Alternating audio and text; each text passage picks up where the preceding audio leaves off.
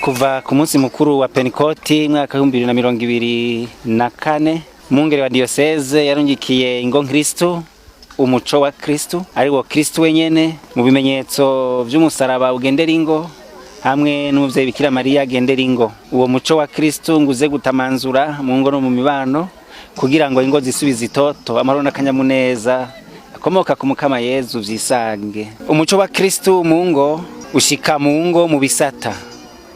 Turakurakuranya amaparuwase nga amaparuwase nayo arawuzigama iminsi ikwiye n'imiburiburi nk'iminsi 3 canke 5 mu gisata kimwe cyose kugira ngo ingo zose ziri mu ivyo bisata zironka kanya kukumusanganira kuguteramana nawe nibindi. Akanya gakwiye rero barakaronka ntibagenda bihutagiza oya basavye ko bari umwanya ukwiye wo gusanganira Yezu na nyina wiwe bateramane bayage barafise ijambo abazaniye nabo kane bafise ijambo bamuyagira. Hariho bintu bine twari twiteze kandi twandanya gukurikirana. Cyambere nuko ingo zose zo muronkera karyo cyo guteramana nawe, ingo zose zikigishwa zikinagura kubw'umutima ijambo ry'Imana n'amasakramentu. Ingo zose bwa gatatu zigaheza zikaronka karyo ko kwinagura no gusukurirwa hamwe usanga harimo abagifise magirwa mana ibiboneka n'ibitaboneka mugaba karonka karyo kwityorora. Hanyuma ubugira kane nuko mu butumwa bazogerageza kuhereza ibisabisho bazoheza bakitura umukama. Hariho n'abitura umukama rero bagashira mu buryo bwo gushikenguruka bakamushikanira kutwabo bashigikira ubutumwa bw'ingo n'ubundi butumwa muri diocese yose. Ivyo vyamwa rero biriho ku mitima hariho abashinge naye ko bahinduka bakikubita gashi mu ngo bagasubirana. Ndibuka nko muri paruwase ya Buhiga umugabo n'umugore bari baratandukanye imyaka nk'itatu iheze. Hanyuma umusinga ntayavuye kwigishwa no guteramira Yezu acaca kwa Patiri mukuru kumuhanuza. Amje numvise Yezu yambwiye ijambo ko ntegerezwa gutumira wo twubakanye Kristo kugira ngo dusangire ubuzima bwacu bwose busigaye. Ivyo ari vyabaye ntivyo tubera intambamye.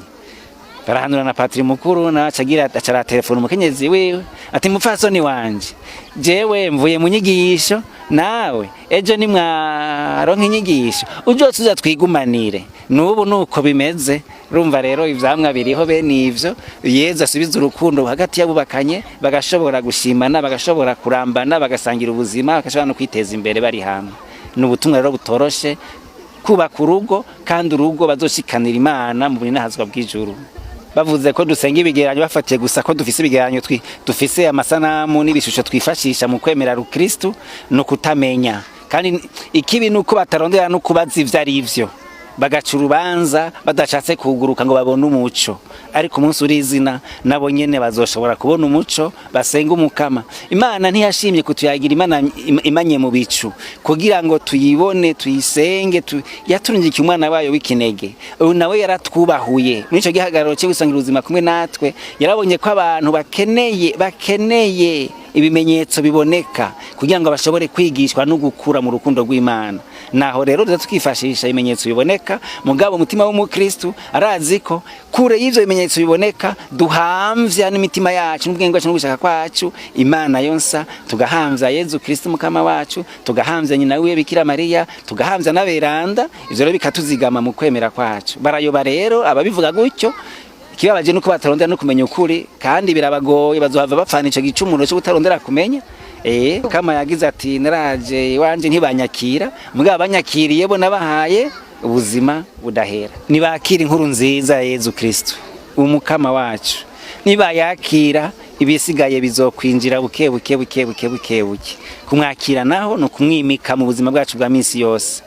Nibazoheza kabaha izo menyetso zindi zisigaye zogira bashobore kumwakira no kumuzigama bazobitegera kuko we n'Imana yinjira mu buzima bwacu natwe tukaba abamukundira agacaba wese mu bamukundiye bose. Akamo kari mu ijambo mungere yatugabiye muri ubwo butumwa yagize ati rugo Kristo arahamagara rugo Kristo wewe eklezia yo haziko ubahuke wimike Kristo umusubize mu kibanza ciwe hanyuma uheze witeze imbere mukurekurana no gusubiza hamwe.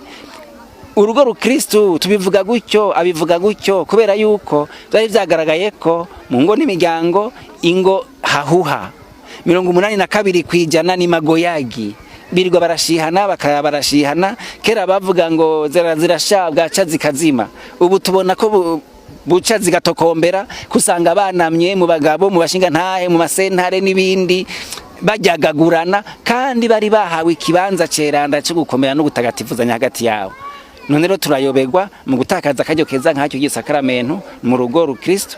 None rako kamo na kitoto ntazogerera bisamarako abashinga ntahe bazoronka umwanya wabo ataramire Yezu, abapfasoni uko nyene, hanyuma ugwaruka uko nyene, ibindi mitigiri nk'abapfakazi canke abahebwe canke abanyamyuga bandi badafise akanya bandi baba bafise bose baronka akaryo guterama no kumviriza umukama Yezu yaje kutugendera. Kumwe genda ikana mu bugarire Bikira Maria na Yezu bari batumiwe bahashitse bakiriye Yezu bose barahimbawe ronka kavinyu gashasha muvinyu mushasha ubuzima bushasha kanovera barahukira ugutetegwa ko bavuze umuvinyu baronka umuvinyu musha urushundi kuryoha no kuvuga iki aho Yezu na nyina we bavyagiye baronka ubuzima bushasha mu kubaho kwabo. Nico twiteze rero ko bazananye gushika iwacu nabo ntibamugishe. Bikira Maria tubwira cyaza kubabwira cyose muragikore. None rero ni impanuro nako kamo kabikira Maria abwira abakristu bonga muri paruwasi muri diocese yose. Akamo novuga ni kakandi ntihagire ubusamara beningo abashinga ntahe n'abapfasoni n'ugwaruka rwimirije kuzishinga tutari kumwe na Yezu ntaco twokwimarira, tutari kumwe na nyina wiwe ntaco twokwishoboza. Tubwiriza rero kwibumbira ku nguvu z'Imana, ku bweranda bw'Imana, ku butungane bw'Imana, ku buyobokamana abamukundiye bashikako. Natwe mukama wenyene akatugororera imitima tugashobora kubakana. Erega kubakana ni ikintu kigoye. Abantu babiri bahura badasa batakuriye hamwe mbwa bagasabwa gusangira ubuzima bwa minsi yose mu rukundo gushika basozere umva bo vyishoboza. Naho bokebuka bakaraba wosanga mbwa ati ngo je urandavye imirazi nanje urandavye imirazi ivyo bakabipfa kandi atari ivyo bategerezwa gupfa. None rero bategerezwa kwibumbira ku mukama Yezu hagati yabo kira none bagize isakaramentu ari hagati yabo nk'isakaramentu ry'ubukiriro hagati mu bantu. None rero akanya ni keza afise uburyo bwinshi bwo kudushikira n'ubu rero bw'umusaraba nibabwakire babwishimire kandi bamugururira amarembo ntibazigera bidoga.